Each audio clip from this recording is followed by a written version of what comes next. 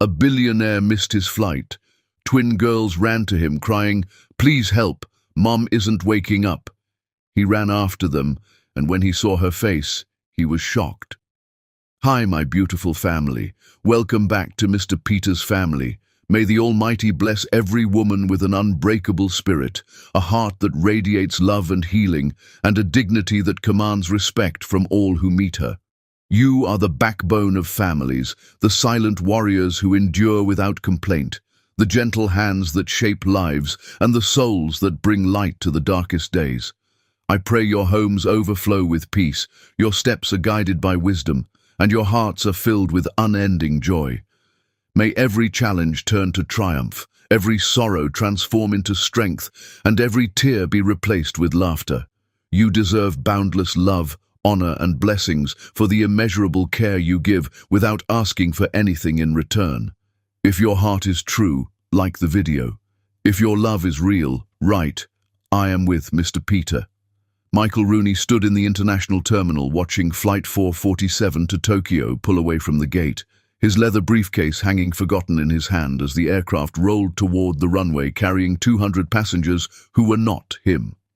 His assistant stammered apologies into her phone beside him, her voice high with panic as she tried to explain to the board members why their CEO had missed the most important merger meeting of the decade. The woman kept saying his name, kept asking what she should tell them, but Michael heard nothing except the strange relief flooding through his chest like cold water. He had been running toward that flight for the past hour, sprinting through security with his platinum status clearing every obstacle, and then he had stopped 20 feet from the gate and let the final boarding call echo around him unanswered. Something inside him had simply refused to move forward, some instinct he could not name, insisting that getting on that plane would be the worst mistake of his life. The decision cost him approximately $40 million in projected revenue and the respect of half his board, but as he turned away from the gate, he felt lighter than he had in months. His security team materialized around him like shadows, 4 men whose job was to keep him alive and on schedule,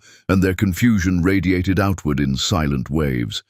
Michael started walking toward the exit without explanation, already mentally composing the speech he would give to justify choosing his own inexplicable instinct over the future of his company. His phone buzzed incessantly in his pocket with calls he had no intention of answering, messages piling up from investors and executives who would demand explanations he did not have. He made it perhaps 30 steps before he heard the screaming, the sound cut through the airport noise like a blade through silk. 2 voices pitched with the kind of terror that makes strangers stop moving and parents clutch their children closer. Michael turned toward the sound and saw them running through the crowd, 2 little girls who could not have been more than 5 years old, identical in every way except the colors of their dresses. The taller one wore yellow that had faded from many washings, her wild curls escaping from crooked braids as she pushed past travelers who tried to stop her.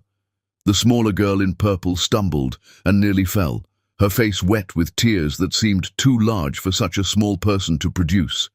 They were screaming for help in voices that carried desperation beyond their years, and Michael found himself moving toward them before conscious thought could interfere. The girl in yellow reached him first, her small hands grabbing fistfuls of his jacket with surprising strength as she looked up at him with eyes that were grey like storm clouds. Her sister crashed into them both a moment later, sobbing so hard she could barely breathe, and Michael dropped to his knees without thinking, his billion-dollar empire and his missed flight and his angry board members evaporating like smoke.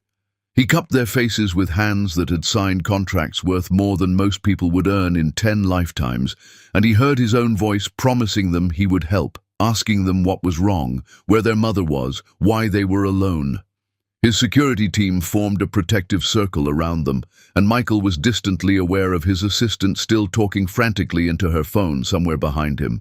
The girl in yellow sucked in a shaking breath and said their mama would not wake up, that she was cold and her eyes were closed, and they shook her and shook her, but she just kept sleeping. The smaller one in purple grabbed his hand and pulled with desperate strength, trying to drag him toward the bathrooms, and Michael let himself be led while his security team rushed to follow. They moved through the terminal like a strange parade, this billionaire on his knees being pulled along by two terrified children, and Michael saw other travelers watching with expressions that ranged from concern to curiosity to the studied indifference of people who did not want to get involved. Someone called out, asking if they should get security, and one of Michael's team waved them off, already coordinating with airport authorities.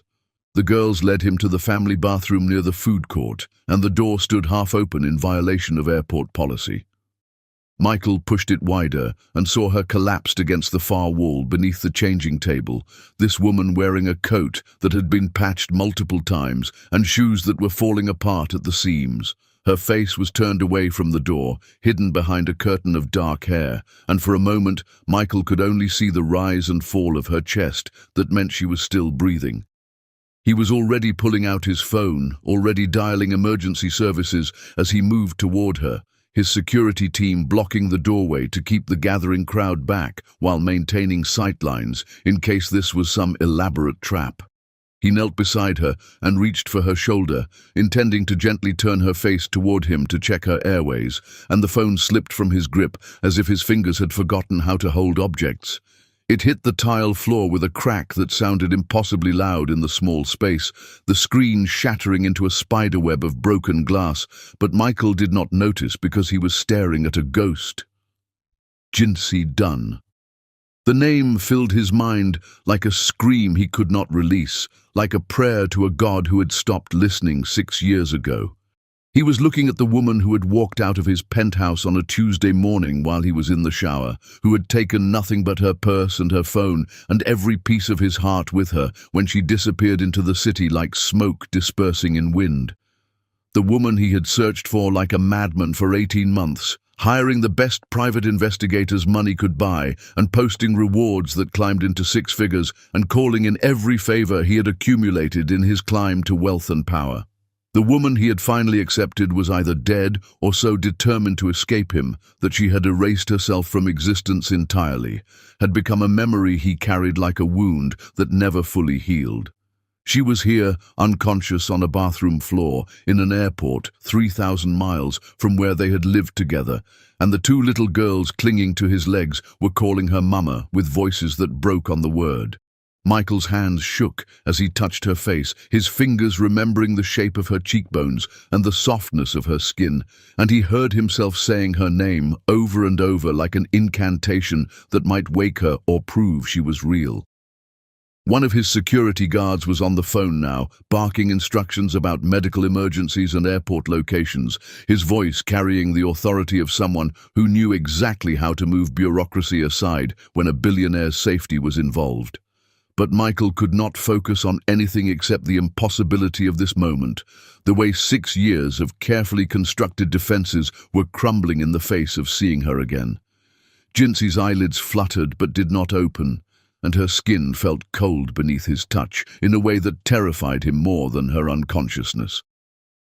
The paramedics arrived with speed that suggested his security team had invoked his name and his wealth to make emergency services materialize, and they pushed him back gently but firmly to assess her condition while asking rapid-fire questions he could not answer.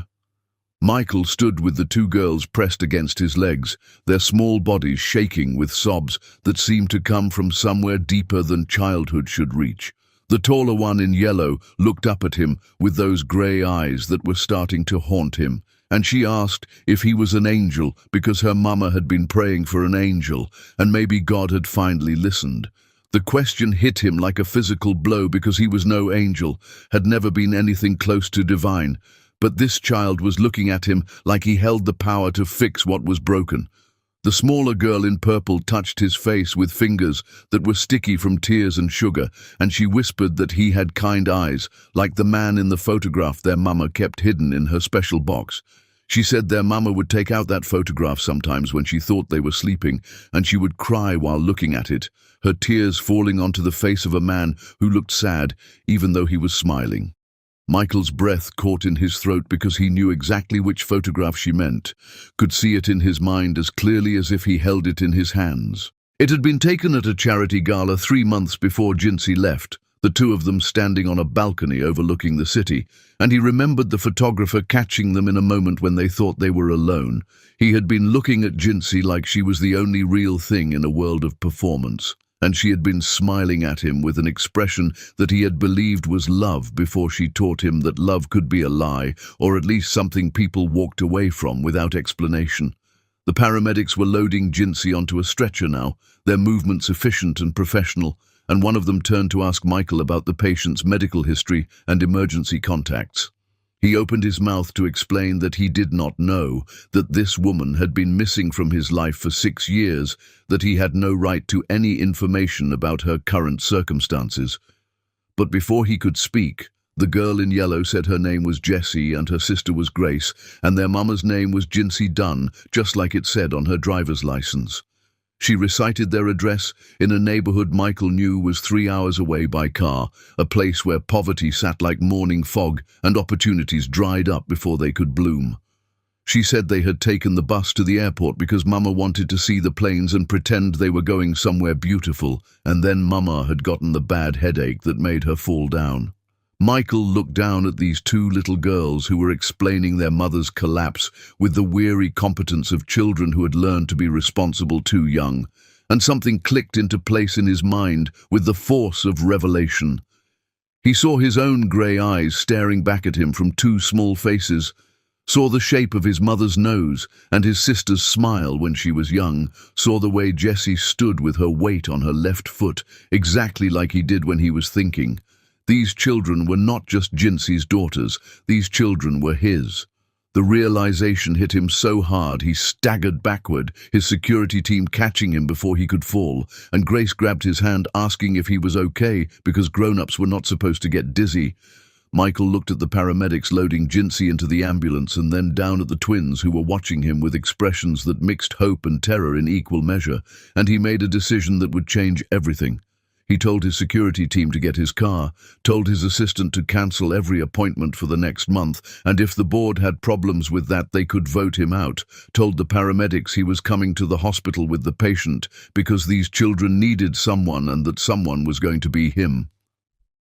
Jessie and Grace climbed into his arms without hesitation, their trust as immediate as it was heartbreaking, and Michael held his daughters for the first time while Jinsey Dunn lay unconscious between them. The ghost who had haunted him for 6 years, suddenly solid and real and more devastating than any spectre could ever be. Chapter 2. The Awakening of Ghosts. The hospital became Michael's prison cell and sanctuary simultaneously, the waiting room chairs moulding to his body as 18 hours passed in a blur of medical updates and questions he could not answer. His assistant appeared every few hours with increasingly desperate messages from his board, from his investors, from the Tokyo delegation who were threatening to pull out of the merger entirely and take their $40 million with them. Michael heard the words, but they meant nothing, belonged to a life that felt like it existed on another planet entirely. He sat with Jessie and Grace sleeping against his chest, their small bodies warm and trusting in a way that made his throat close with emotions he could not name, and he tried to reconcile the impossible mathematics of his current reality. These children were 5 years old, which meant Jinsey had been pregnant when she left him. The timeline arranged itself in his mind with brutal clarity, those final weeks together taking on new significance in retrospect. He remembered how she had started flinching when he touched her, how she had stopped meeting his eyes across the dinner table, how she had made excuses to avoid his bed with reasons that seemed flimsy even then. He had interpreted her withdrawal as falling out of love, had spent weeks trying to figure out what he had done wrong, what he could change to bring back the woman who had made his penthouse feel like a home instead of an expensive prison of chrome and glass. Jessie stirred against him and opened those grey eyes that were mirrors of his own, and she asked in a voice still thick with sleep whether her mama was going to be okay. Michael had no answer that would not be a lie, so he said the doctors were taking good care of her and they would know more soon, which was the kind of non-answer adults gave children when the truth was too heavy to share.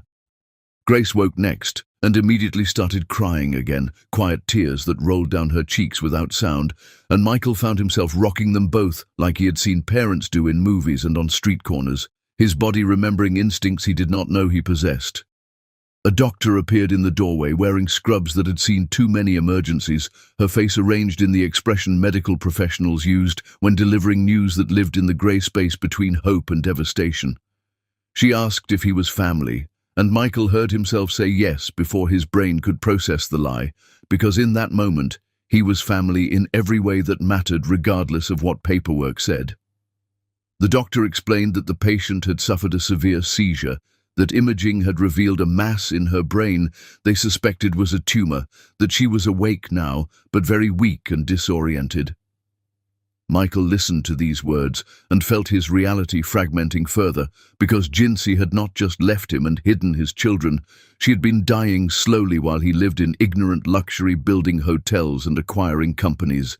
He asked if she had been receiving treatment, and the doctor's expression shifted into something that looked like pity mixed with anger, the face of someone who had seen too many patients choose poverty over health.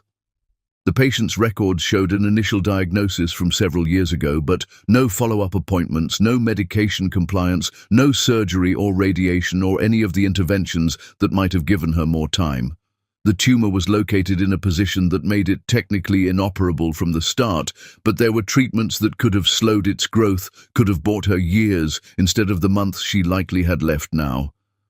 Michael processed this information and felt rage building in his chest, hot and acidic, because Jinsey had chosen to die rather than reach out to him for help, had condemned herself to this fate out of what? Pride, fear, some twisted sense of martyrdom that made sense only to her. The doctor said the patient was asking for her daughters, that she seemed agitated and needed to see them to calm down, and Michael stood with the twins in his arms and followed her through corridors that smelled like antiseptic and desperation. They reached a room at the end of the hallway where machines beeped their mechanical measurements of life, and Michael paused in the doorway watching Jinsey struggle to sit up in the hospital bed, her face grey with exhaustion and pain.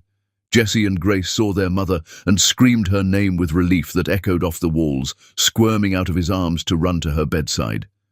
Jinsey pulled them close with shaking hands and covered their faces with kisses, whispering apologies and promises in a voice that cracked on every word, telling them she was sorry for scaring them and she was okay now and everything would be fine, even though they all knew it would not be.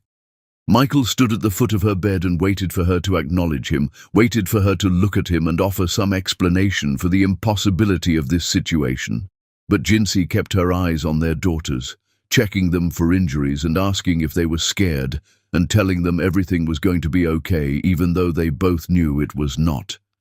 The silence between them grew teeth and claws, 6 years of questions pressing against Michael's ribs like broken glass, but all he could manage was her name. Just her name, spoken in a voice he did not recognize as his own, rough and broken and full of accusation he had not intended to reveal so soon. Jinsey flinched at the sound like he had struck her, and finally, she looked at him. Her eyes were the same dark brown he remembered spending hours getting lost in, but they held depths of suffering that had not been there 6 years ago, shadows that spoke of survival at costs he could only imagine. They stared at each other across the small hospital room while Jessie and Grace clung to their mother, and Michael saw the moment she made her decision, saw her spine straighten despite her obvious weakness, saw her face arrange itself into an expression of defiance that would have been impressive if it was not so infuriating. She told him the twins were not his, the words dropping into the space between them like stones into still water, creating ripples that would never fully settle. She said she left because she had to, that she needed him to walk away now before this situation became more complicated than it already was, that he had no claim on any of them regardless of what he thought he knew. Her voice carried a certainty that might have convinced him if he had not spent the past 18 hours watching his own features reflected in 2 small faces, if he had not seen Jessie stand with her weight on her left foot or heard Grace laugh with the same rhythm as his mother. Michael felt something cold and sharp settle into his chest as he listened to her lie to his face, as he watched her choose deception over truth even now when she had nothing left to lose and nowhere left to run. He pulled his phone from his pocket and opened the email his personal physician had sent him 3 hours earlier, the one with lab results attached as a PDF that would not load because his shattered screen no longer rendered images properly. But he did not need to see the document again because he had memorized every word, every percentage, every clinical phrase that added up to undeniable proof. He told Jinsey he had her blood tested while she was unconscious, that he had bullied 3 hospital administrators and called in favors from the hospital board chair at 2 in the morning to get authorization that probably would not survive legal scrutiny if she chose to challenge it. He said his lawyers had screamed at him for 20 minutes about ethics violations and HIPAA, and the fact that his money did not make him immune to prosecution, but he had done it anyway because he needed to know the truth more than he needed to follow rules designed for people who had not just lost 6 years. His personal physician had personally driven to the hospital with samples from Michael's last physical stored in his private medical vault, and the lab had processed the comparison in 18 hours instead of the usual week because Michael had paid them enough money to make the impossible merely difficult. He told her the results had come back with 99.9% certainty that Jessie and Grace were biologically his daughters, that she could lie to him about many things, but this was not one of them. He said he knew what he had done was probably illegal and definitely unethical, that he would accept whatever consequences came from violating her medical privacy, but he was not sorry because the alternative was living in ignorance while his children needed him. Her face went white and then grey as she looked at proof that her secret had been exposed before she even had a chance to maintain it, watched her hands tighten on their daughters until Jessie made a small sound of protest. Jinsey reached for his hand across the space, separating them, her fingers trembling as they closed around his wrist with surprising strength. She pulled him closer, and he let himself be moved, drawn toward her bedside by curiosity and rage in equal measure. When he was close enough that Jessie and Grace could not hear her whisper, she spoke words that rearranged everything he thought he understood about the past 6 years. She said she left to save his life, that someone had wanted him dead and she was going to be the weapon they used, that walking away had been the only choice she could make that would not result in his murder. Chapter 3. The Empire of Lies. Michael booked the penthouse suite in the hospital's medical wing within an hour of learning Jinsey's prognosis, his wealth moving obstacles aside with the efficiency of a bulldozer through paper walls. The suite cost more per night than most people's monthly rent, but he barely registered the expense as he arranged for furniture suitable for children and medical equipment that would allow Jinsey to rest comfortably while still receiving the monitoring her condition required. His assistant appeared with documents that needed his signature, contracts that could not wait, and decisions that affected thousands of employees across 3 continents. But Michael signed everything without reading a single word because his attention belonged entirely to the 2 little girls who refused to leave their mother's bedside. Jessie and Grace watched him transform the sterile medical space into something resembling a home, their expressions cycling between wonder and suspicion as if they could not quite believe this stranger was doing these things for them.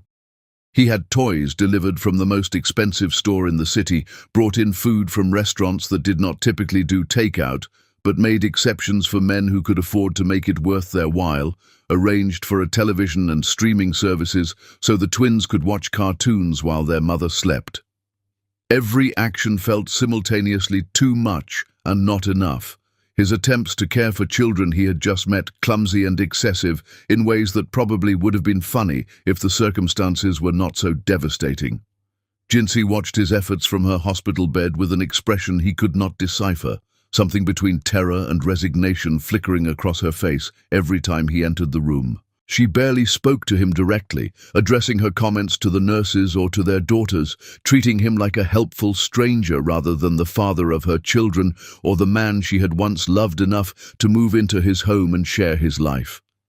The avoidance was deliberate and obvious, and it enraged him in ways he struggled to articulate even to himself. He wanted to shake her, to demand explanations and confessions and some acknowledgement of the magnitude of what she had done, but every time he opened his mouth to confront her, he saw how weak she was, how the tumor was stealing her strength in increments that would eventually take everything, including the memories of their daughters' faces. The twins adapted to his presence with a speed that suggested they had been starved for male attention their entire short lives. Grace climbed into his lap during breakfast on the second morning, her small body fitting against his chest like she had been designed for that exact space, and she asked if he would stay because they had never had a daddy, and Mama got so sad when other kids at school talked about their fathers.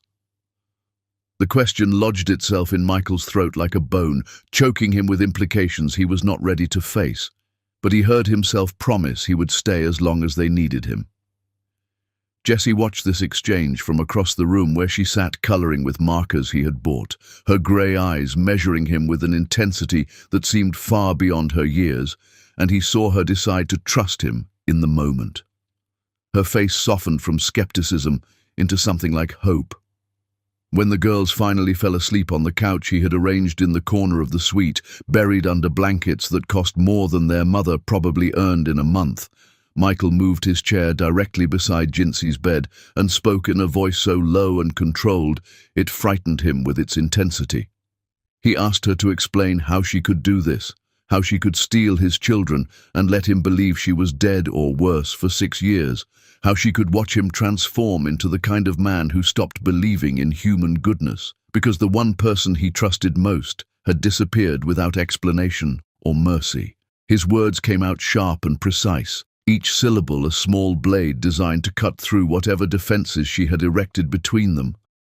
Jinsey stared at the ceiling and said nothing.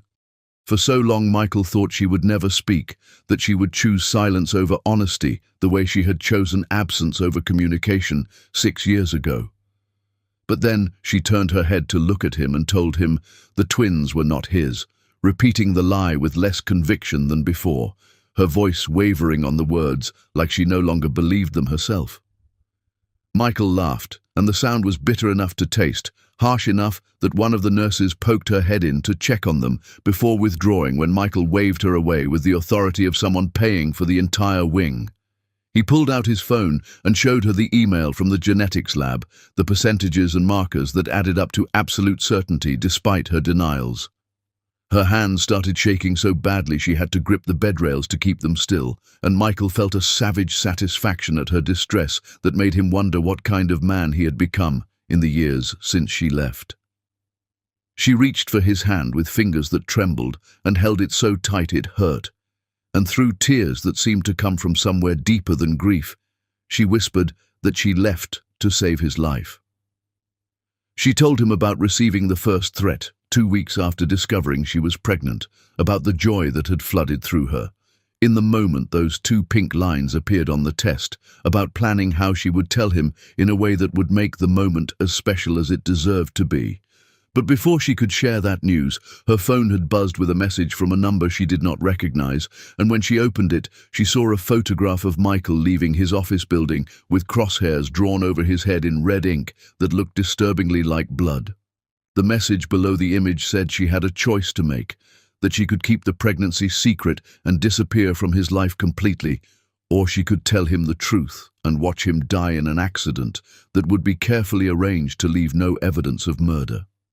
Jinsey's voice broke as she described the messages that came after that first threat. Daily communications that showed Michael at work and at home and in restaurants, proving that whoever was watching could reach him whenever they wanted, and there was nowhere he could hide that they had not already mapped. The threats were specific and detailed, describing exactly how they would kill him and make it look like natural causes or simple bad luck, explaining that his wealth and his security team would not protect him because they had people inside his organization feeding them information. The messages said she had been marked as his weak point, that her position as his executive assistant gave her access to his entire life, that she would be the weapon they used to get close enough to destroy him from the inside. Michael listened and felt his understanding of those final weeks together reforming into new shapes, because he remembered how strange Jinsey had become, how she flinched when he touched her unexpectedly and made excuses to avoid intimacy that had once been as natural as breathing. He had thought she was falling out of love, had spent hours analyzing what he might have done wrong, what he could change to bring back the woman who had made his life feel worth living beyond the accumulation of wealth and power. Jinsey explained that every touch had felt like betrayal during those weeks, every moment together a reminder that loving him was putting his life in danger, that she had pulled away to protect him even though it was tearing her apart from the inside. She said the final message had been explicit, telling her to leave quietly without explanation and never contact him again, and in exchange they would let him live to build his empire and die an old man surrounded by whatever family he managed to create without her. That bargain had seemed like the only choice that would not result in his death, so she had walked out of his penthouse with her heart breaking and her hands on her belly where two tiny lives were growing, and she told herself choosing his survival over her own happiness was an act of love, even though it felt like dying. Chapter 4. The architecture of leaving Michael took Jesse and Grace to his penthouse on the third day, because watching them sleep on a hospital couch was breaking something in his chest that he did not know how to repair. The girls had never been in a building taller than 6 floors, had never ridden an elevator that required a special key to access the top levels, had never seen views of the city spread out like a carpet of lights and steel and possibility below them. They pressed their faces against the floor-to-ceiling windows and made sounds of awe that seemed too pure for the cynicism Michael had wrapped around himself like armor, and he found himself seeing his home through their eyes, recognizing it as the symbol of excess and isolation it had always been. Grace discovered his bathroom first, the one with the tub large enough to swim in and jets that turned water into something close to flight, and she clapped her hands saying, "Mama would love taking baths here because at their old place the water was always cold and sometimes came out brown when you turned on the taps." Jessie found his library next and ran her small hands along the spines of books he had collected more for appearance than pleasure, whispering that Mama had taught them to read early because books were the only toys they could afford to borrow from the library every week. Every casual comment they made was a knife, every revelation about their poverty shredding Michael's composure until he had to leave the room to breathe through rage that had nowhere to go except inward. He called his mother because he did not know who else to contact, because his friends were all business associates who measured relationships in quarterly returns, and his family had shrunk to almost nothing over the years of building his empire. She arrived within the hour, despite the late time, her eyes red from crying, before she even saw the twins, because Michael had told her everything over the phone in a voice that kept breaking on words he had never expected to say. His mother took one look at Jessie and Grace and started weeping openly, dropping to her knees to pull them into her arms while she told them she was their grandmother and she had waited so long to meet them that her heart had almost given up hoping this day would come. The twins accepted her affection with the easy adaptability of children who had learned to take love wherever they found it. And Michael watched his mother hold his daughters while his throat closed around emotions too large to name.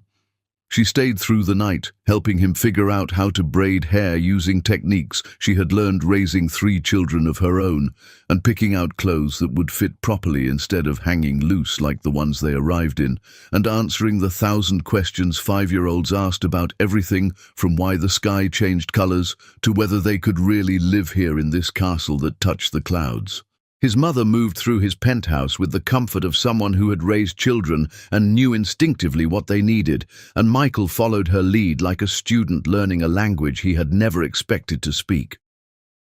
When Jessie and Grace finally fell asleep in the guest bedroom his mother had converted into a temporary nursery using sheets and blankets from his linen closet, she found him standing at the window, staring out at the city, and asked what he planned to do. Michael said he did not know. That part of him wanted to take his daughters and disappear the way Jinsey had, make her feel what it was like to lose everything without explanation or the chance to say goodbye.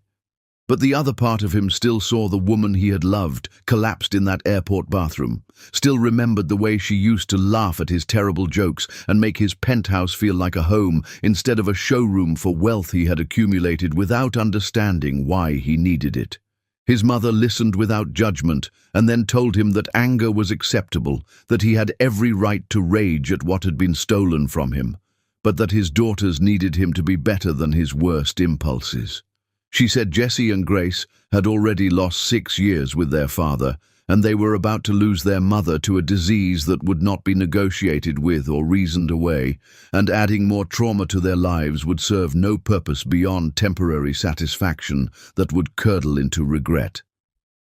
Michael knew she was right, but the knowledge did not make the anger easier to carry, did not give him a place to put the resentment that was building in his chest like floodwater behind a failing dam. He asked his mother if she thought Jinsey had been telling the truth about the threats, whether it was possible someone had really wanted him dead badly enough to use her as a weapon against him. His mother's face grew serious as she considered the question, and she reminded him of the hostile takeover attempt that had consumed his life 6 years ago, the corporate raiders who had tried to acquire his company through increasingly aggressive tactics that bordered on illegal. Michael remembered fighting them off, remembered the victory feeling hollow because Jinsey was already gone by the time he secured his empire, remembered wondering if keeping his business was worth losing the only person who made success feel meaningful instead of empty. His phone buzzed with a message from the hospital, and when Michael opened it, his blood turned to ice in his veins. The message contained a photograph that he recognized immediately as one taken from his private collection, an image of him and Jinsey from 6 years ago standing on his balcony during a charity gala, the city lights spread out behind them like promises they would never get to keep. But someone had edited the photo, drawing a red X over his face and writing words across the bottom in letters that looked like they were meant to drip blood. The message read, "Dead man walking," in font that managed to convey menace even through a screen. And below, it was a note explaining this photo had been found in Jinsey's belongings when hospital staff catalogued her possessions. Michael showed the image to his mother and watched her face pale as she recognized the threat for what it was, confirmation that Jinsey had been telling the truth about someone wanting him dead. His mother asked if he had security checking his penthouse and his office and everywhere else he spent time, and Michael realized with dawning horror that he had been so focused on the immediate crisis of Jinsey's collapse and his daughter's needs that he had not considered whether the original threat still existed and was watching him even now. Chapter 5. The Geography of Betrayal. Michael stormed into Jinsey's hospital room before dawn, with the photograph clenched in his fist hard enough to crumple the edges, his carefully constructed composure fracturing under the weight of confirmation that someone had actively tried to destroy his life 6 years ago and might still be watching. Jinsey was sitting up now, stronger than she had been days earlier, and when she saw the image, her entire body went rigid with a fear that looked nothing like performance. She reached for the photo like it might burn her and held it with hands that shook so badly she nearly dropped it, her eyes scanning the edited image and the threatening words with an expression that aged her 10 years in the space of seconds. She whispered that she thought she had destroyed all of them, that seeing this again after years of trying to forget made her stomach turn with nausea that had nothing to do with her tumor. Michael sat in the chair beside her bed and forced himself to breathe through the rage that wanted to consume rational thought, and he told her to explain everything, to start at the beginning and not stop until he understood every detail of what had happened 6 years ago and why she had never trusted him enough to fight beside her instead of protecting him through absence. Jinsey looked at him with eyes that held grief so old and deep it seemed to have roots in her bones, and she began to speak in a voice scraped raw with memory she had tried to bury. She told him about discovering she was pregnant, about the joy that had flooded through her in the moment those 2 pink lines appeared on the test she took in the bathroom of the coffee shop near his office because she could not wait until she got home. She described planning how she would tell him, buying a card with 2 tiny footprints on the front and writing words that tried to capture the magnitude of what they had created together. But 2 weeks after that positive test, her phone had buzzed with a message from a number she did not recognize, and when she opened it, she saw a photograph of Michael leaving his office building with crosshairs drawn over his head in what looked disturbingly like blood. The message below the image said she had a choice to make, that she could keep the pregnancy secret and disappear from his life completely, or she could tell him the truth and watch him die in an accident that would be carefully arranged to leave no evidence of murder. Jinsey's voice broke as she described the messages that came after that first threat. Daily communications that showed Michael at work and at home and in restaurants he thought were private, proving that whoever was watching could reach him whenever they wanted, and there was nowhere he could hide that they had not already mapped in their plans for his destruction. The threats were specific and detailed, describing exactly how they would kill him and make it look like natural causes or simple bad luck, explaining that his wealth and security would not protect him because they had people inside his organization feeding them information about his movements and vulnerabilities. The messages said she had been marked as his weak point, that her position as his executive assistant gave her access to his entire life, that she would be the weapon they used to get close enough to destroy him from the inside without him ever seeing the attack coming. Michael listened and felt his understanding of those final weeks together reforming into new shapes, because he remembered how strange Jinsey had become, how she flinched when he touched her unexpectedly and made excuses to avoid intimacy that had once been as natural as breathing between them. He had thought she was falling out of love, had spent hours analyzing what he might have done wrong, what he could change to bring back the woman who had made his life feel worth living beyond the accumulation of wealth and power. Jinsey explained that every touch had felt like betrayal during those weeks, every moment together a reminder that loving him was putting his life in danger, that she had pulled away to protect him, even though it was tearing her apart from the inside in ways she still carried as scars. He asked why she had never told him about the threats, why she had not trusted him enough to fight beside her instead of protecting him through absence, and Jinsey's face crumbled with shame that looked genuine enough to hurt. She said she had been 26 years old and terrified, convinced that the people threatening her had resources and connections far beyond anything she could fight, that telling Michael would only get him killed faster. She explained that she had grown up in a world where you did not go to the police because police did not help people like her, where you handled problems yourself or you ran, and running had seemed like the only option that would keep him breathing and building his empire and living the life he deserved, even if it was without her. Michael asked who she thought was behind the threats, and Jinsey said she did not know for certain, that the private investigator she hired had suggested it might be connected to the corporate takeover attempt that was happening at the time. She explained that she remembered Michael fighting with his business partner during those weeks, heated arguments about ethics and methods and how far they should go to protect the company from hostile acquisition. The partner had seemed charming and friendly when they first met, had asked her to dinner once under the pretense of planning a surprise birthday party for Michael, and she had gone because she trusted him then and wanted to help make something special for the man she loved. During that dinner, the partner had asked dozens of questions about Michael's routines and security protocols and private moments, and she had answered everything because she thought she was being helpful in planning the surprise, had no reason to suspect him of anything beyond wanting to celebrate his friend's success. Only later, after the threats started arriving and she began analyzing everything that had happened in the weeks leading up to them, had Jinsey realized the dinner had been an intelligence-gathering operation designed to map out Michael's vulnerabilities. She said 3 months after she disappeared, she saw the partner's face in a car outside her apartment building, and when their eyes met across the distance, he had smiled at her before driving away. That smile had told her everything she needed to know about whether she had made the right choice in leaving, had confirmed that running was the only thing that had kept Michael alive. Chapter 6. The Inheritance of Pain. Michael spent the following week living between his penthouse and the hospital, his life split into fragments that refused to cohere into any recognizable pattern as he tried to understand how to be a father to children who already had 5 years of life without him. Jesse and Grace adapted to their new circumstances with the resilience of children who had learned early that stability was temporary and joy had to be grabbed quickly before it disappeared into the same void that swallowed fathers and warm water and enough food to fill bellies completely.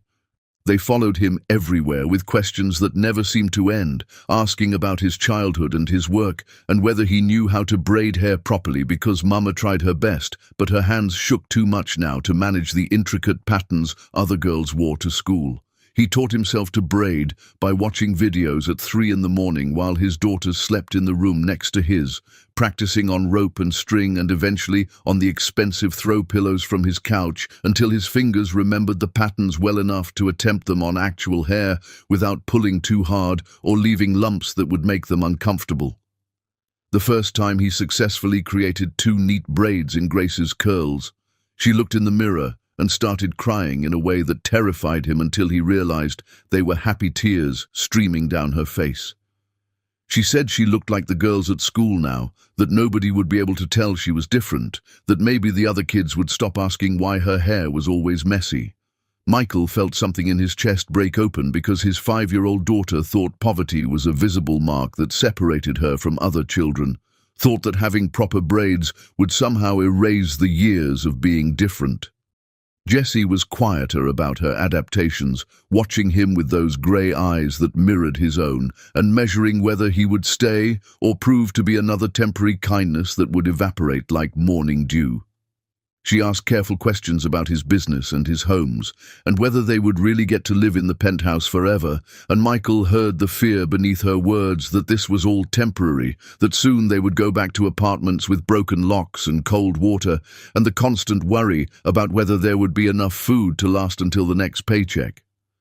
Jinsey watched these transformations from her hospital bed with an expression that cycled between gratitude and guilt, her face showing the toll of watching her daughters learn what they had been denied for 6 years through her choices.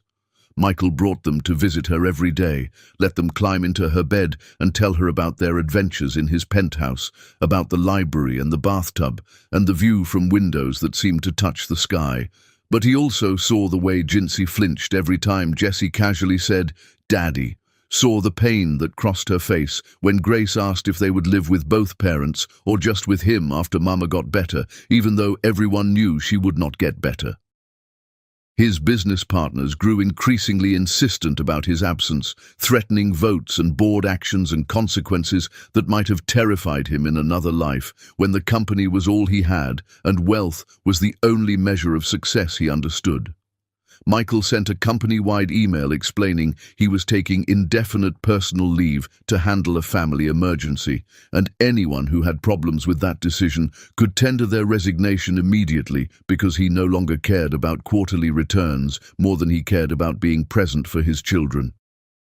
3 executives resigned the next day, and his assistant begged him to reconsider, explaining that his company was facing its biggest challenges in years and needed his leadership. He told her the company could burn to the ground for all he cared right now, that he had 2 daughters who needed a father more than his shareholders needed profits.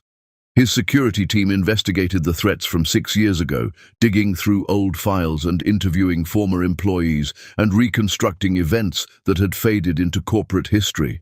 They confirmed that the hostile takeover attempt had been led by his former business partner, the man he had trusted since college, the person he had believed would never betray him even when they disagreed about methods. The investigators found evidence of corporate espionage and insider trading, proof that his partner had been trying to destroy his company for years before the attempt became obvious enough for Michael to recognize and fight against. Michael received an anonymous email on the 8th day of his new life as a father, the message arriving in his inbox with no subject line and no sender identification beyond a string of numbers that his technical team could not trace. When he opened it, he found a single sentence that made his blood run cold in his veins. The message read, "She should have stayed gone," in plain text with no signature or explanation, and attached was a photograph that stopped his heart mid-beat. The image showed Jessie and Grace playing in his penthouse living room, their faces bright with laughter as they built something from blocks he had bought them, completely unaware that someone was watching and documenting their happiness. The photograph had been taken from an angle that suggested someone was inside his home, close enough to capture the twins in detail, close enough to reach them if they wanted to do harm, and the implications made Michael's vision blur with rage and terror combined in equal measure. Chapter 7. The Demolition of Trust. Michael confronted his former business partner at a charity gala. His lawyers advised him not to attend, walking through the ballroom in a suit that cost more than most cars, with rage vibrating beneath his skin like live current, searching for ground. The man stood surrounded by admirers and investors, his success in the years since their partnership dissolved, evident in the way people competed for his attention and hung on his words like they contained secrets to wealth beyond imagining.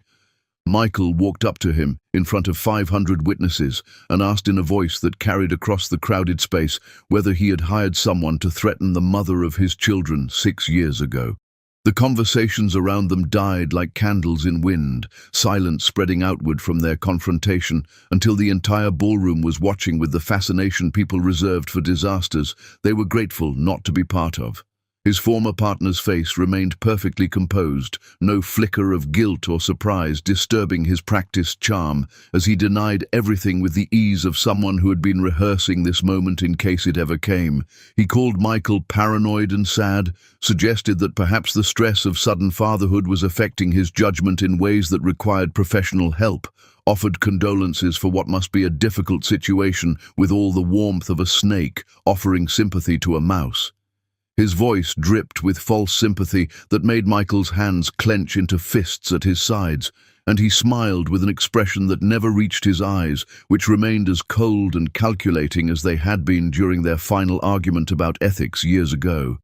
But Michael saw the truth beneath the performance, saw the cold satisfaction in the way his former friend met his gaze without flinching, and he knew with certainty that this man had orchestrated everything that had destroyed his chance at happiness 6 years ago, and was probably still pulling strings to watch him suffer. Michael wanted to destroy him right there in front of everyone, wanted to let his rage become violence, and damn the consequences that would follow from attacking a man in front of 500 witnesses with phones ready to capture every moment.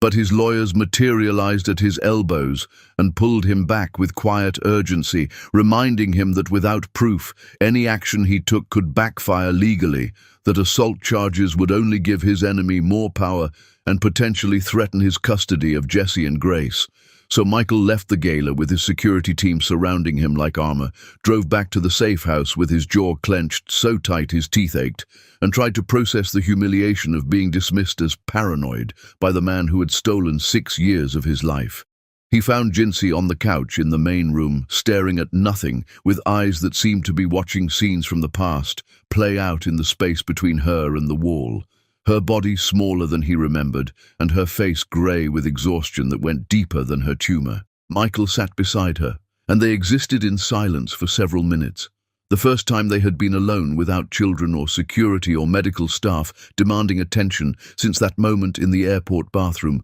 when he first realized she was alive.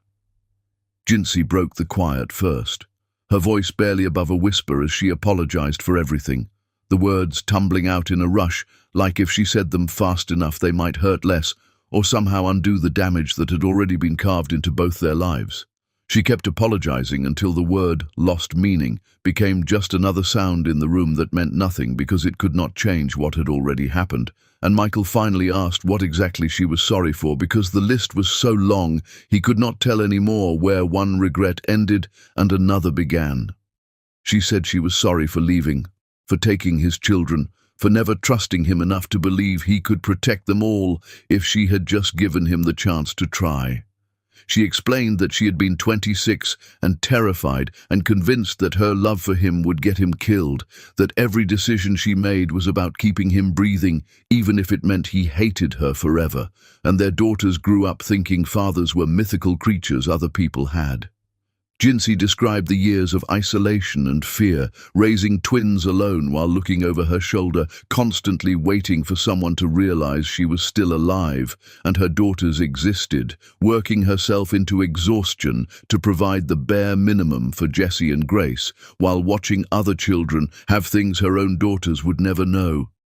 She said watching him with their twins these past weeks had shown her the man he had become, patient and loving, and exactly the father they needed, and knowing she had robbed them all of 6 years together was killing her faster than any tumor could manage. She told him she paid for her choices every single day, carried guilt heavier than any physical burden, died 1,000 deaths watching her daughters ask why they did not have a father like other children, and having no answer that would not be a lie. Michael listened and felt something shifting in his chest, the rage that had sustained him for days beginning to crack under the weight of her grief that mirrored his own. He told her he understood why she ran. That terror made people do things that looked like betrayal from the outside but felt like survival from within, that fear was a powerful motivator that could warp good intentions into terrible decisions. But he said he could not understand why she stayed gone, why she condemned their daughters to poverty and herself to dying alone, when he would have moved heaven and earth to protect them all if she had just trusted him enough to ask for help instead of disappearing into silence.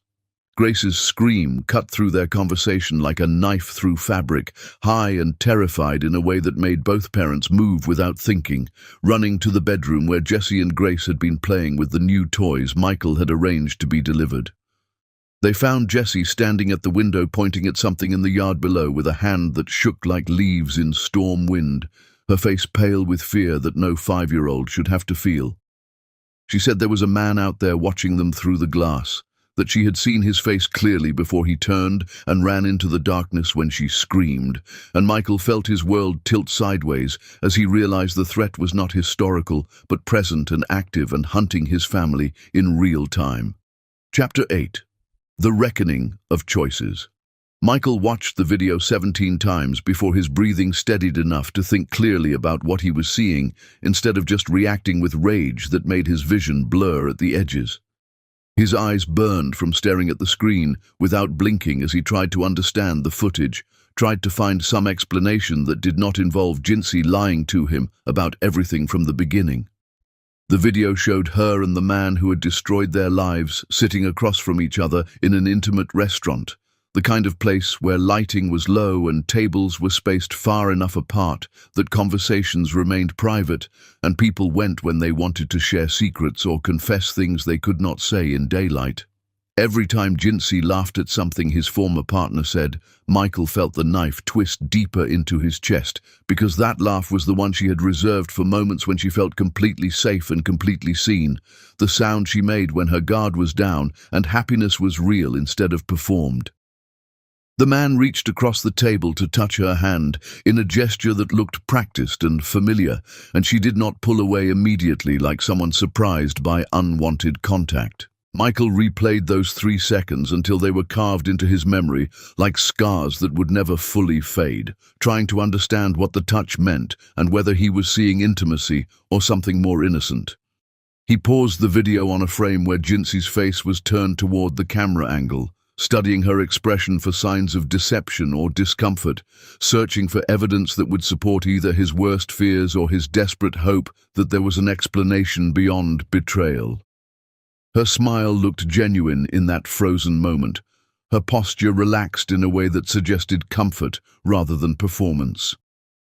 Michael felt something twist in his gut as he realized he was analyzing the woman he had loved, like she was evidence in a case he was building against her, reducing their history to data points that could prove guilt or innocence. He waited until Jessie and Grace were asleep in the room his staff had prepared for them, their small bodies finally relaxing after hours of tension during travel and the fear of being watched, and then he went looking for Jinsey with the video loaded on his phone and ready to play.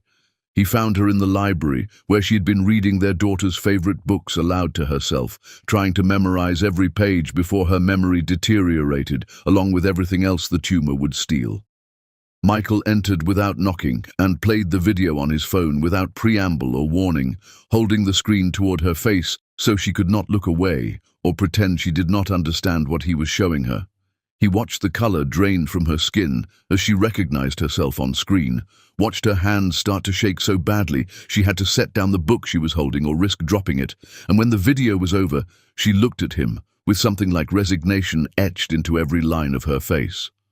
Michael's voice came out harsh and wounded as he asked if she had been working with the enemy all along, if everything she had told him about threats and fear was an elaborate lie designed to make him trust her again, now that she was dying and needed his help for their daughters. He asked if their entire relationship had been a con from the beginning, if she had seduced him on someone else's orders as part of a plan to destroy him from the inside, if his daughters were the only real thing in a story otherwise constructed from deception and manipulation. The words tasted like poison as he spoke them, and part of him wanted her to deny everything with the passion of someone telling the truth, to give him an explanation that would make sense of what he had just witnessed and restore the fragile trust they had been building. But another part of him, the part that had been broken by her disappearance and hardened by 6 years of grief that never fully healed, wanted confirmation that trusting her had always been his biggest mistake, so he could stop hoping for redemption that would never come. Jinsey stood despite her obvious weakness, her legs shaking as she forced herself upright with determination that seemed to come from somewhere deeper than physical strength, and her eyes flashed with the fire Michael remembered from when they first met, when she had been whole and healthy and capable of matching his intensity. She told him that if he believed she was capable of that kind of betrayal, then he had never known her at all, that she would die 1,000 times in 1,000 different ways before she would hurt him intentionally or use their daughters as tools in someone else's game. Her voice gained strength as she spoke, anger burning through the exhaustion that usually characterized her movements, and she told him to look at her properly, to see her as she actually was, instead of as his paranoia and pain wanted to paint her.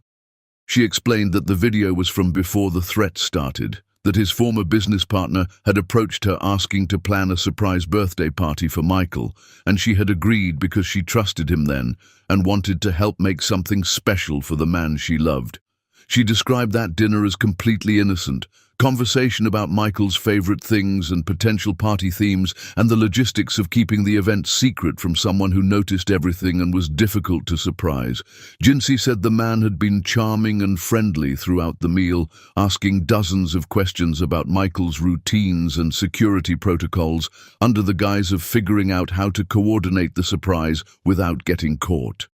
She had answered everything because she thought she was being helpful, thought she was contributing to something that would make Michael happy, instead of providing intelligence that would be used to threaten and manipulate them both. The touch Michael saw in the video was his former friend reaching for the check when it arrived, nothing more intimate than the casual contact that happened between people who thought they were on the same side, working toward a common goal. Only later, after the threats started arriving and she began analyzing everything that had happened in the weeks leading up to them, had Jinsey realized the dinner was not about planning a party, but about gathering information that could be weaponized against the man she loved. Michael asked about the message Jesse had found in the hidden box, the one dated from 3 years ago that proved the threats had continued long after Jinsey disappeared, and her face grew even paler as she admitted she had received it on the anniversary of the day she left.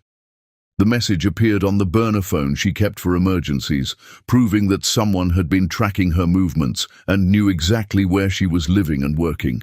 The text said the day he found out about the twins was the day he died, a reminder that the original threat still stood and protecting him still required maintaining the lie even as it destroyed her from the inside. But then Jinsey's eyes rolled back in her head without warning and she collapsed like a puppet whose strings had been cut, her body seizing as another attack took hold with violence that seemed designed to tear her apart from within. Michael caught her before she hit the floor while screaming for the medical team, his rage at the video forgotten in the face of watching her suffer. The doctors rushed in and worked with practiced efficiency, administering medication and checking vitals while Michael held her hand and begged her to keep breathing, to stay with him just a little longer because their daughters still needed her, and he was not ready to face this alone.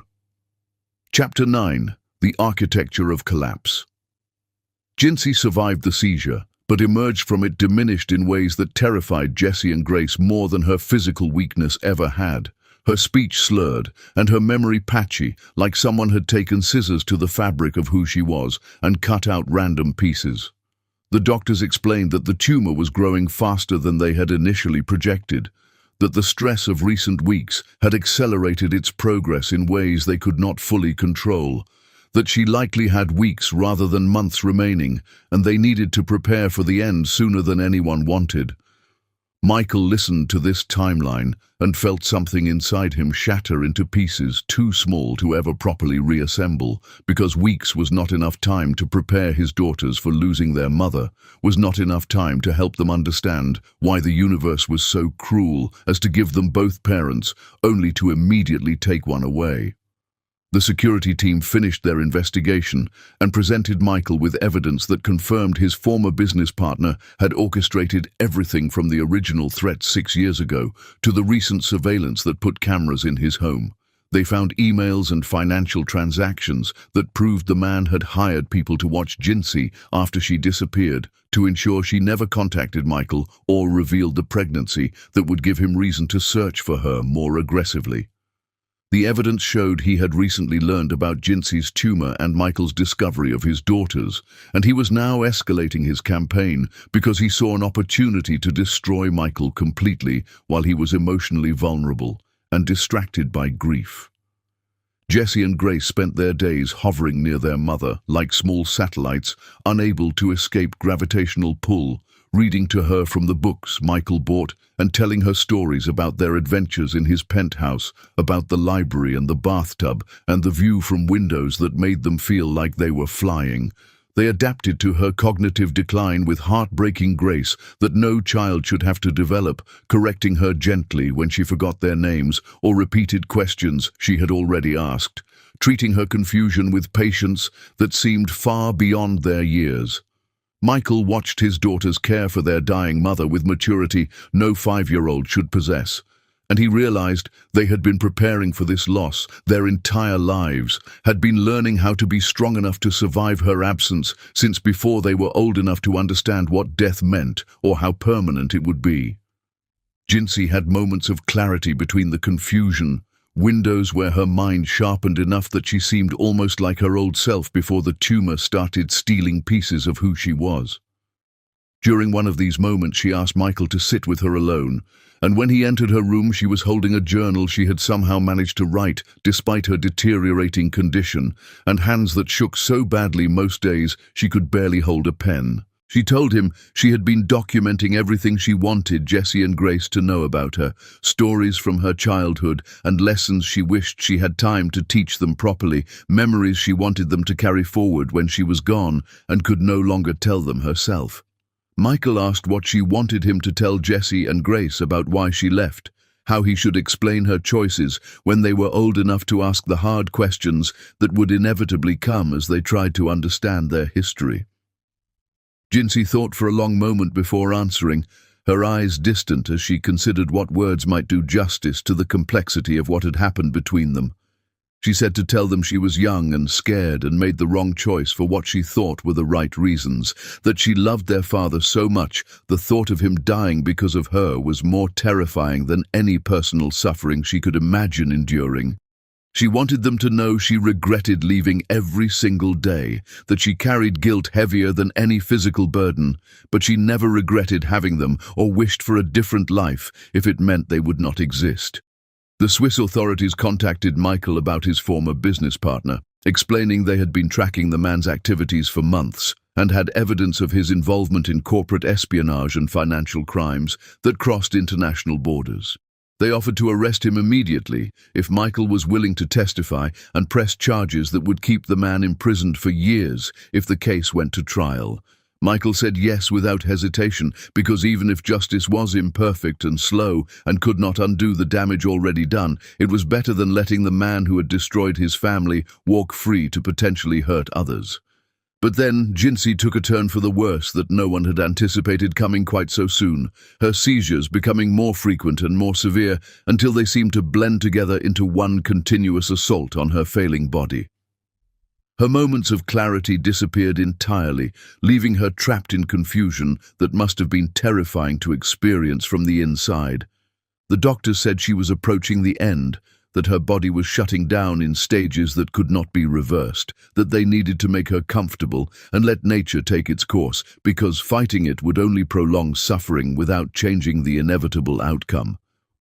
Michael called Jesse and Grace into the room and explained that their mama was very sick, that soon she would go to sleep and not wake up, that this was not their fault, or something they could prevent no matter how much they wished they could. The twins cried with the broken-hearted abandon of children who understood they were losing the center of their universe, and Michael held them while his own tears fell silently because he needed to be strong, even though he was shattering inside with grief that had nowhere to go except into the hollow space where his heart used to beat. Jinsey died 3 days later in the early morning, while Michael sat beside her holding her hand, and Jesse and Grace slept in the next room exhausted from maintaining vigil through the night. Her breathing simply stopped between one moment and the next. No drama or struggle or final words, just a quiet cessation that seemed inadequate for the end of a life that had been so full of complexity and pain and love that got twisted into shapes that hurt everyone it touched. Michael sat with her body for an hour after she was gone, trying to memorize her face before death changed it too much, trying to understand how to tell his daughters their mother was never coming back. Chapter 10. The Excavation of Everything.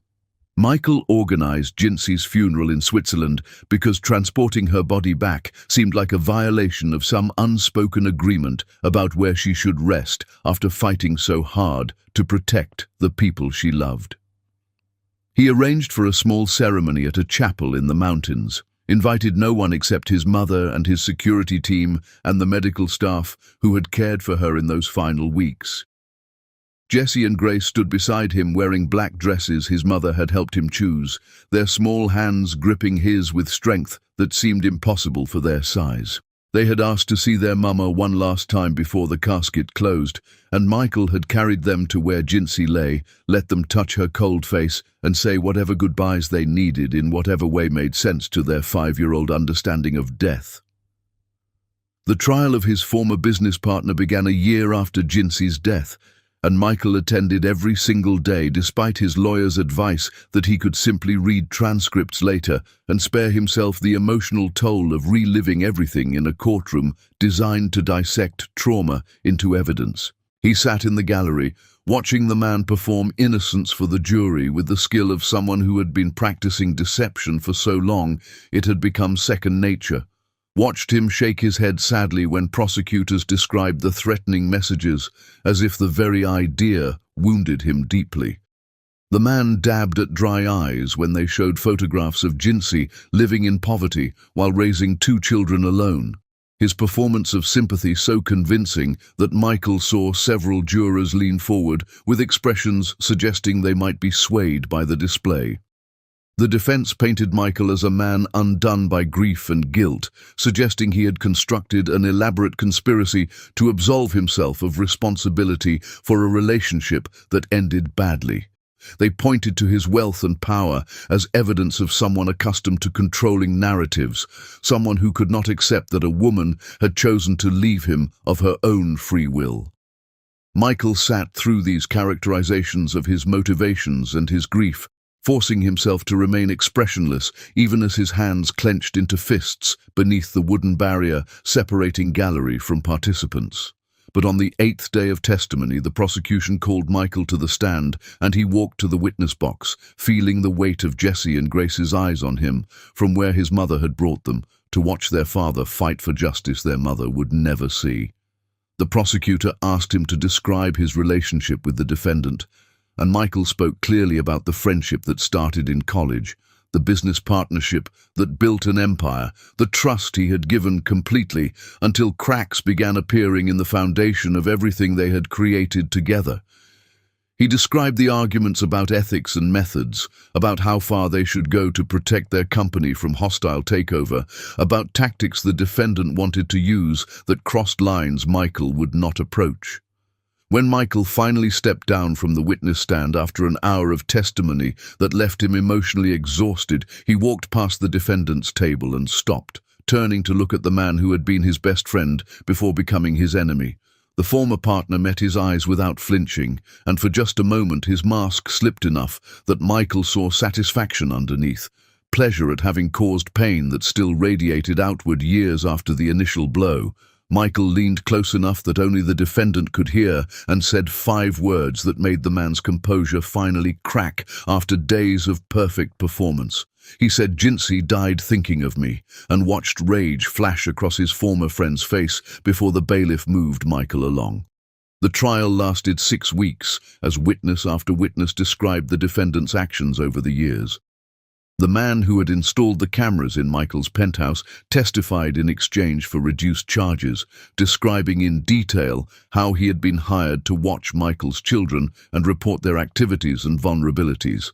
A woman who had worked at one of Jinsey's jobs explained how she had been paid to ensure Jinsey was fired whenever she started to get stable, how the defendant had systematically destroyed every attempt she made to build a better life for herself and her daughters. When the verdict came back guilty on multiple counts including stalking, conspiracy to commit assault, and criminal harassment, the defendant stood to hear his sentence, with his face finally showing cracks in the careful construction he had maintained throughout the trial.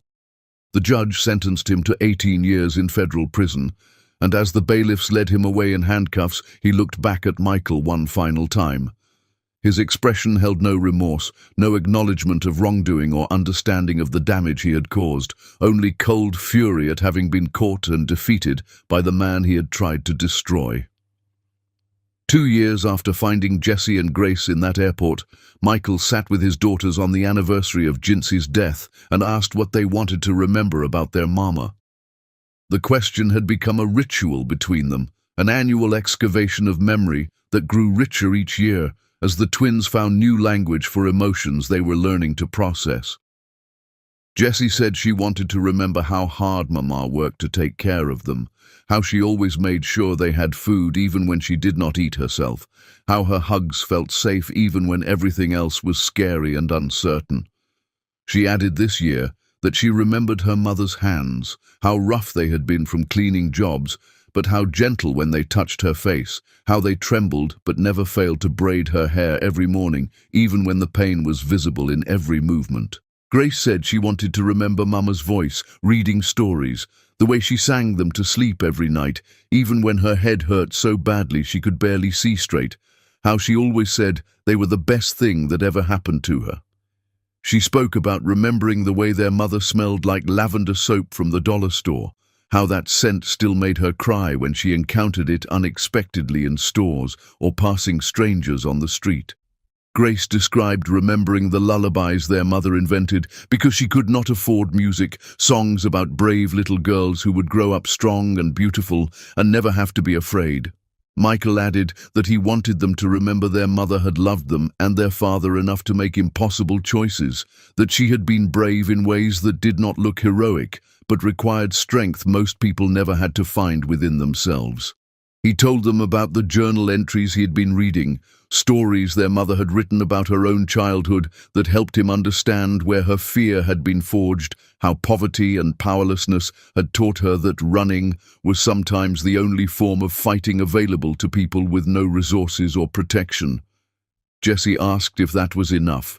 if loving someone and making terrible choices could somehow balance out and add up to something other than loss.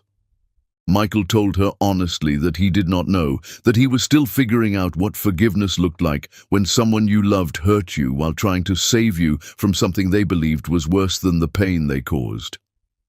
Grace looked at him with eyes that held wisdom beyond her 7 years and said Mama did her best, and maybe that was what mattered most in the end.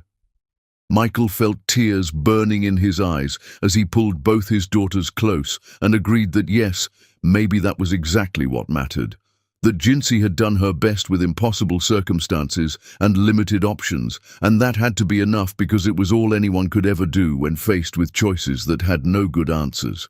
Jesse asked if he forgave Mama now, and Michael said he was working on it. That forgiveness was not a destination you reached, but a path you walked slowly with intention, and he was still walking, but at least he was moving forward instead of standing still in anger that would corrode him from the inside if he let it. They visited Jinsey's grave together, brought flowers that would freeze in the mountain cold, but looked beautiful in the moment, and that was what mattered. Jesse and Grace told their mama about their lives now, about school and friends and the father who braided their hair every morning and never made them wonder if he would still be there when they woke up. They spoke about their grades and their favorite teachers, about learning to play piano and joining the school choir, about all the ordinary miracles of childhood that their mother had fought so hard to make possible even from a distance. Michael stood back and let them talk, adding his own quiet words when the twins finished. He told Jinsey's gravestone that he understood now why she ran, that he wished she had trusted him more, but he comprehended the fear that drove her away and made her think protecting him through absence was the only form of love that would keep him alive. He spoke about the lessons he was learning from reading her journal, about understanding that her choices had been shaped by a lifetime of learning, that the powerful did not protect the vulnerable, and that survival often meant making yourself invisible. He told her he was teaching their daughters different lessons, that they would grow up knowing they had the right to take up space and demand protection and trust that the people who loved them would fight beside them rather than disappearing to fight alone. He said he was working toward forgiveness, that some days it felt closer than others, that he had stopped expecting it to arrive as a single moment of clarity and had accepted it would be a lifetime of choosing to move forward rather than remaining paralyzed by anger. Michael told her gravestone that he thought she would be proud of Jesse and Grace, that they were growing into the kind of strong, confident girls she had hoped they would become despite everything she thought she had cost them by loving him. Jesse and Grace came back to stand beside him, one daughter on each side, and Grace said they should go home now. Michael agreed, and they walked back to the car together, this small family that had been broken and was slowly learning how to be whole, even with one piece permanently missing. He did not have all the answers about forgiveness or healing, or how to help his daughters grow up without the trauma of their first 6 years defining them forever. But he had them, these two perfect mirrors of the woman he had loved and lost, and he had time, which was more than Jinsey had been given. Michael decided that would have to be enough, that he would take what he had been given and build from there, one day at a time, one choice at a time, walking the long, slow path toward whatever forgiveness might look like when he finally reached it.